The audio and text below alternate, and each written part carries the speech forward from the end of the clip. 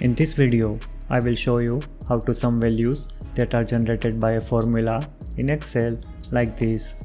So let's get started. Here in this Excel sheet, I have some order details including the order number and amount in these columns. In some of the amount cells, I have used a formula to convert a decimal number to an integer number using the int function. Now I want to calculate the sum of the cells containing the formulas. We can use the Excel isFormula function along with the sumProduct function to sum formula cells.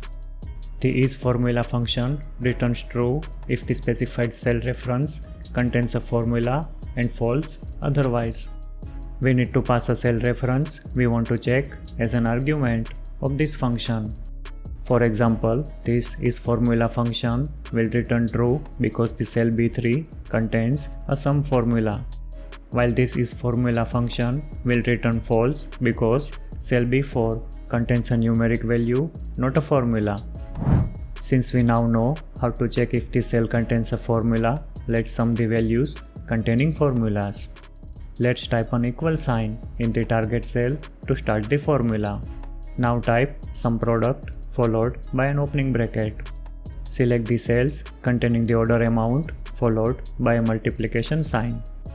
Type isFormula followed by an opening bracket and then select the amount cell range as the argument.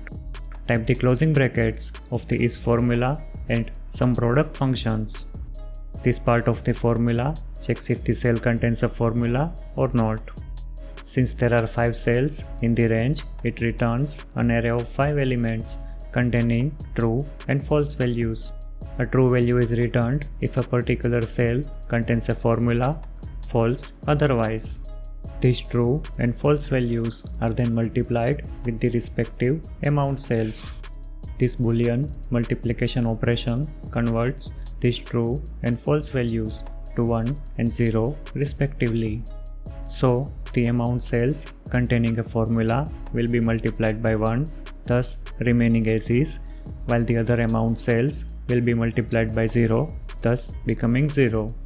The result of this multiplication is an array of 5 elements containing 0, 40, 0, 10 and 0. As you can see, only the amounts having a formula are kept as is, the rest of the amounts have become 0. Finally, the sumProduct function sums up the array elements and the result of that is 50.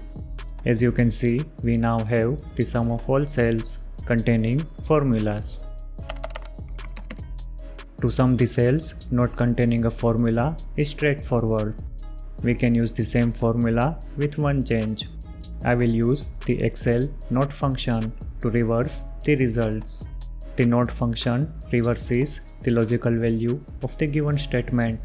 For example, this not function will reverse the true value to false and return it, while this not function will reverse the false value to true and return it. I am going to write the same formula that I used to sum up the formula cells.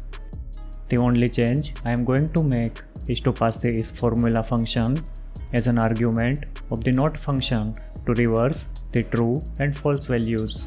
So this time, this part will return true if the cell does not contain a formula and false if it contains a formula.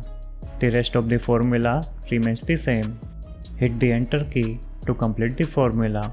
As you can see, we now have the sum of cells not containing formulas. Watch these videos for more Excel tips, tricks and how-to tutorials. If you found this video helpful, please like the video and subscribe to our channel.